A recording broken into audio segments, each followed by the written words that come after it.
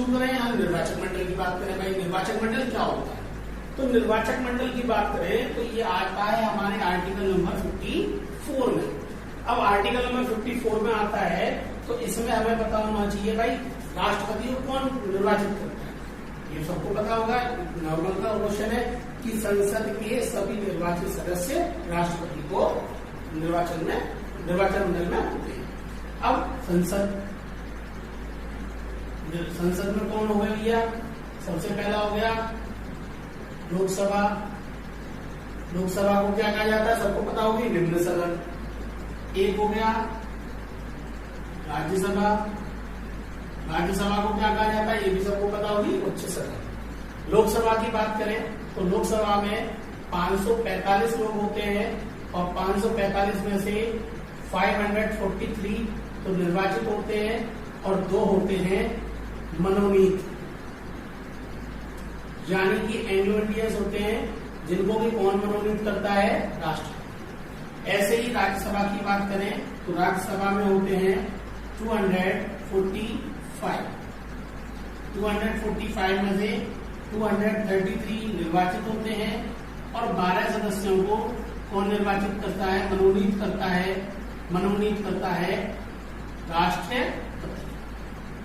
यानी कि हम सीधी अगर बात करें तो संसद के सभी निर्वाचित सदस्य लोकसभा और राज्यसभा के, लोकसभा में 545 और 545 में 543 लोगों को जनता चुनती है और 2 सदस्य मनोनीत किए जाते हैं देश के राष्ट्रपति के द्वारा।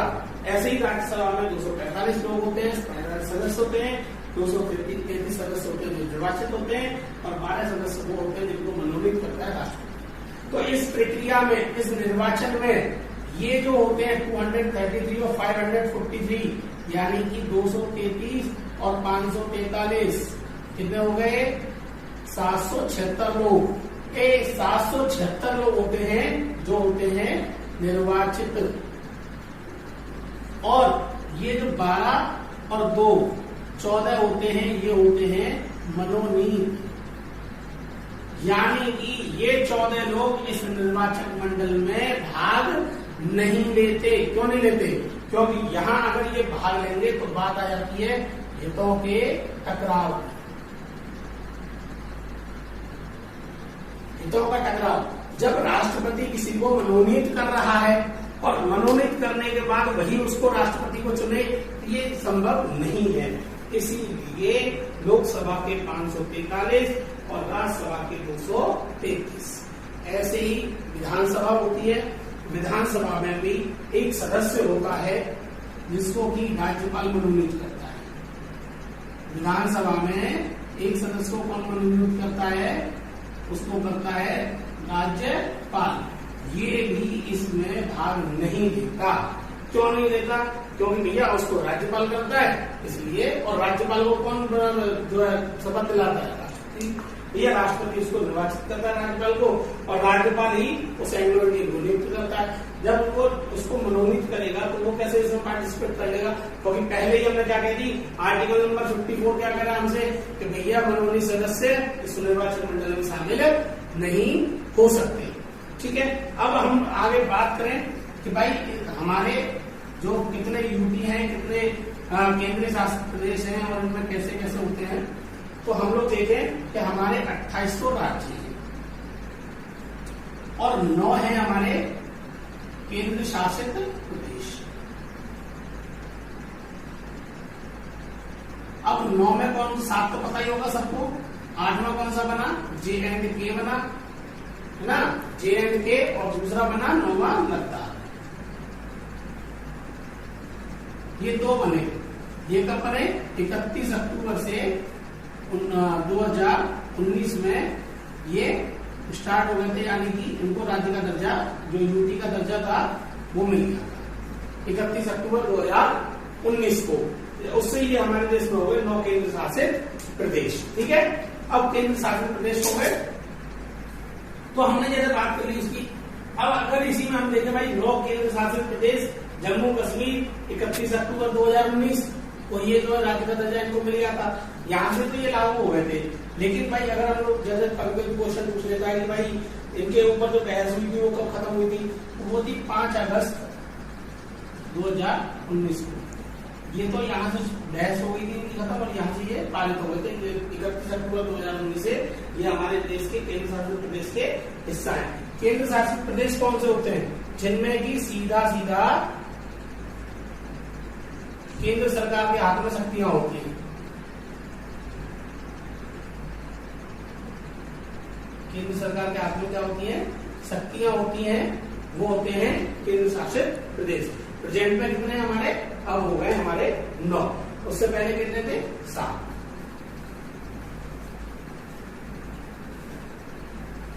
ठीक है, इतना तो समझ में आ गया होगा। लेकिन अगर हम लोग एक बात और करें कि भाई एक थे डेरेक ओब्रियन।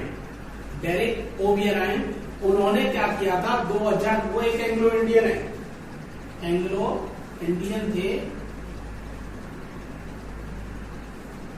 2012 के चुनाव में उन्होंने हिस्सा लिया।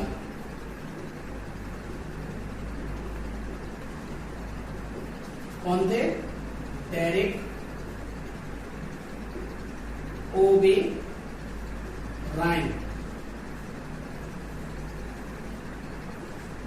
भैया इन्होंने कैसे हिस्सा ले लिया? हमने तो ये ली थी एंग्लो इंडियन, तो ले नहीं सकते। कैसे ले लिया? देखिए, हमने बात क्या की?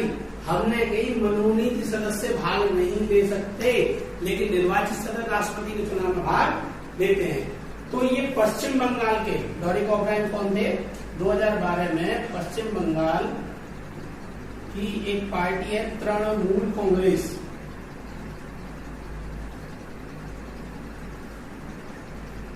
इसके वो क्या थे? सदस्य थे राज्यसभा, लेकिन निर्वाचित थे।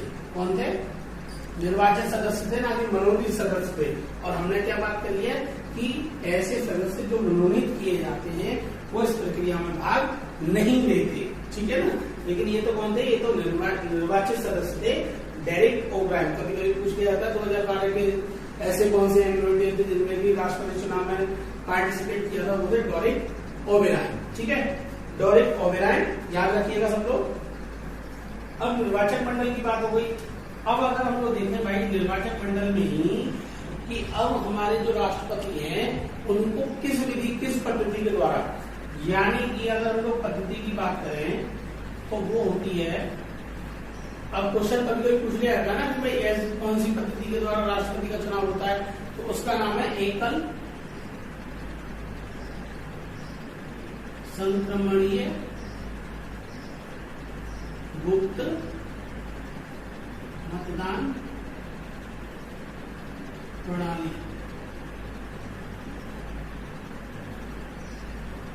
इंपॉर्टेंट है, ध्यान रखिएगा। पूछ लिया जाता है कि राष्ट्रपति का चुनाव किस पद्धति के द्वारा या प्रणाली के द्वारा होता है, तो एकल संक्रमणीय गुप्त मतदान प्रणाली। एकल संक्रमणीय, इसको हम लोग बोलते हैं हस्तांतरण, ये भी बोल सकते हैं। यानी कि वरीयता क्रम के आधार पर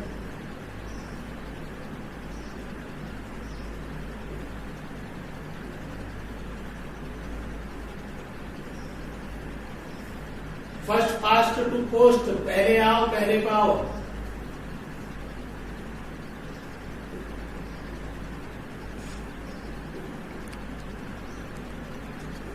पहले पाओ,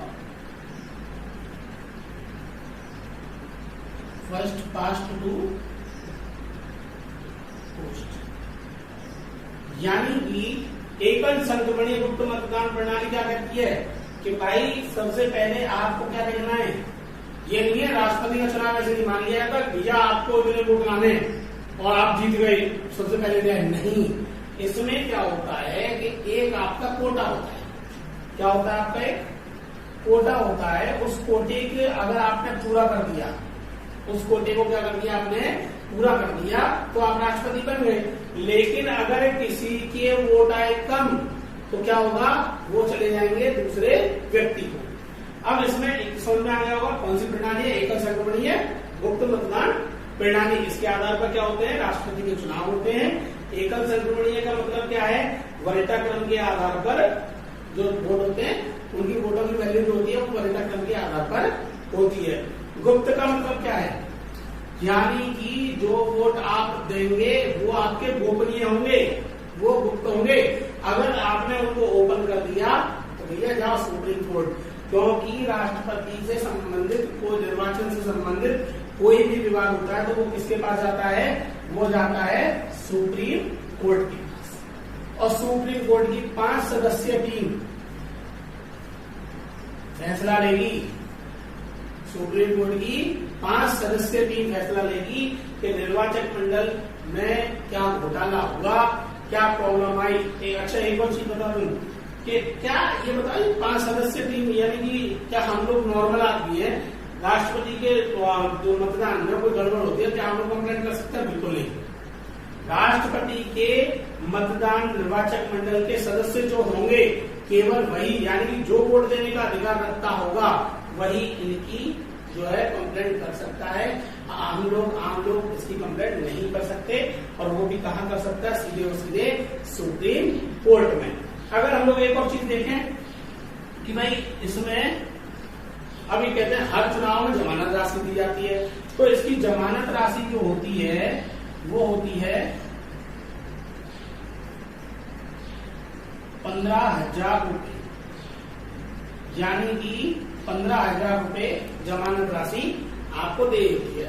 अब कभी कभी ये हंसी की बात हो जाती है कि पूछते थे 15,000 रुपए जब अगर मान लीजिए मैंने 1/6 पार्ट कम से कम, यानी कि 1/6 भाग आपको वोट नहीं मिले, 1/6 भाग आपको वोट नहीं मिले, तो आपकी जमानत राशि क्या हो जाएगी, जब्त हो जाएगी।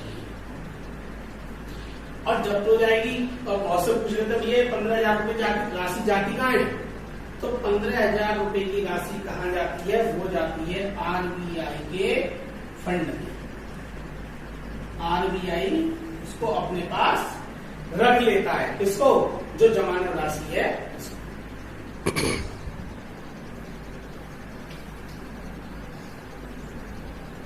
तो अब हम बात करें कि भाई वोट का मूल्य,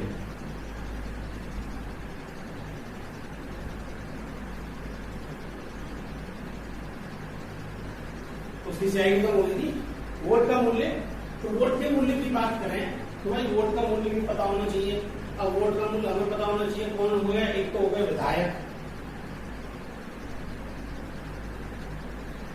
विधायक के एक मत का मूल्य, ये के मत का, और एक होता है सांसद। तो ये क्या होता है भाई, विधायक कौन हो गया, राज्य, तो राज्य यानी राज्य की जनसंख्या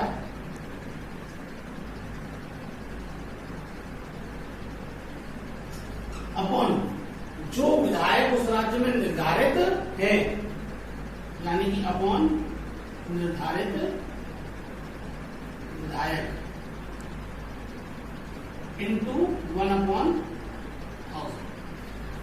ये निकल के आ जाएगा विधायक के मत का मूल्य, एक विधायक के मत का, इसका एक विधायक के मत का मूल्य।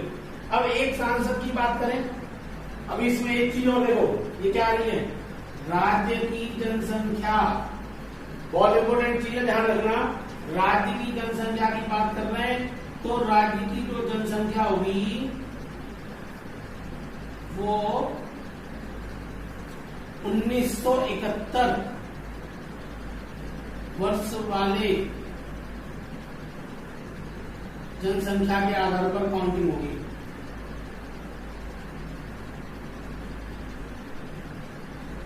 यानी कि 1971 में हमारी ये ध्यान रखो, राज्य की जनसंख्या किस आधार पर की जाएगी, 1971वें वर्ष में जो जनसंख्या थी, यानी 1971 में जो उस राज्य की जनसंख्या थी उसी राज्य की जनसंख्या वहीं तक ली जाएगी, कब तक, 2026 तक। लेकिन सर ये कैसे हो गया कि सर अभी तो हमारी प्रेजेंट में जनसंख्या बढ़ गई, अब ये 1971 में हम क्यों लें। ये हमारे क्या हुआ था कि जब हम लोग बात करें कि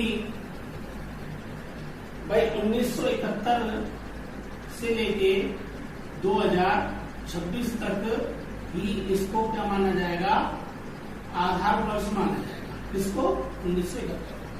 क्या हुआ था कि भाई अपने देश में एक तो उत्तर भारत और दक्षिण भारत, मेरा उत्तर मेरा दक्षिण भारत। अगर हम लोग देखें उत्तर भारत की जनसंख्या क्या थी, वो लगातार क्या हो रही है, इंक्रीज हो रही है।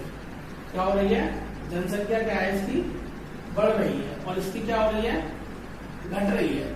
अब भाई इन्होंने कहा कि भाई जब हमारे देश आजाद हुआ तो सब बहन भाई है, तो अब इनकी घट रही है तो इनके विधायक भी क्या होंगे, कम होंगे। इनकी बढ़ रही है तो इनके विधायक भी क्या होंगे, ज्यादा होंगे। अब भाई गवर्नमेंट क्या करेगी, दोनों का बैलेंस बनाएगी। जब दोनों का बैलेंस बनाएगी तो क्या करेगी भैया, उसने कहा कि भाई 1971 ऐसा वर्ष था जिसमें कि दोनों का बैलेंस सेम था, तो इसलिए 1971 को क्या माना गया, आधार वर्ष माना। ठीक है, आधार वर्ष मान लिया। अब आधार वर्ष मान लिया तो वही हो गया। अब पता लगे विधायक का, एक विधायक का मत कितना हो गया, मत मूल्य राज्य की जनसंख्या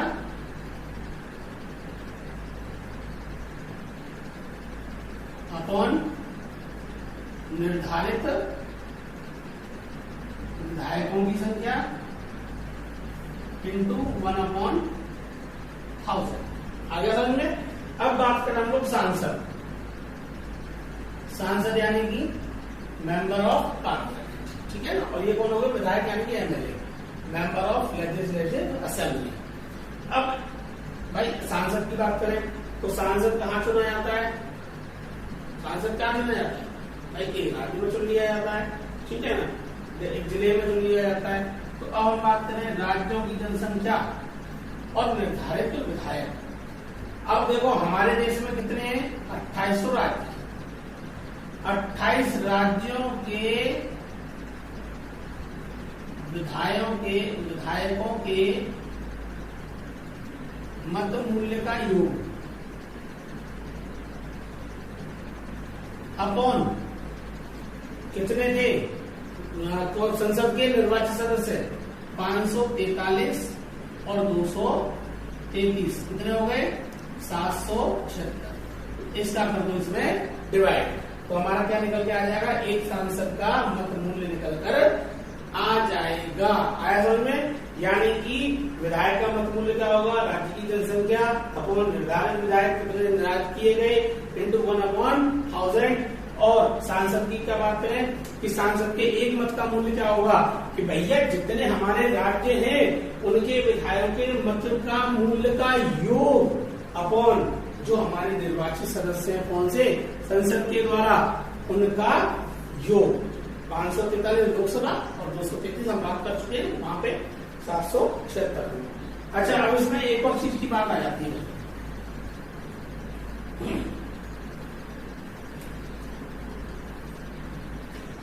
एक और चीज बता दूं कि दिल्ली और पुडुचेरी को 1992 में जो है हमारे इसमें ले लिया गया था कि ये भी वोट देने के अधिकार ले सकते हैं, ठीक है ना। और आज के लिए हम लोग बस यहीं पे खत्म करते हैं आज का टॉपिक, और कल हम लोग जब पढ़ेंगे तो कल फिर तैयार रहिएगा। कल हम शुरुआत करेंगे कहां से, कल हमारी शुरुआत होगी नए टॉपिक यानी राष्ट्रपति की शक्तियां क्या है, राष्ट्रपति के क्या क्या निर्णय है, राष्ट्रपति क्या कर सकता है, ये कल हम लोग पढ़ेंगे। और मिलते रहिए, कल फिर मिलते हैं। आप लोगों का बहुत बहुत धन्यवाद।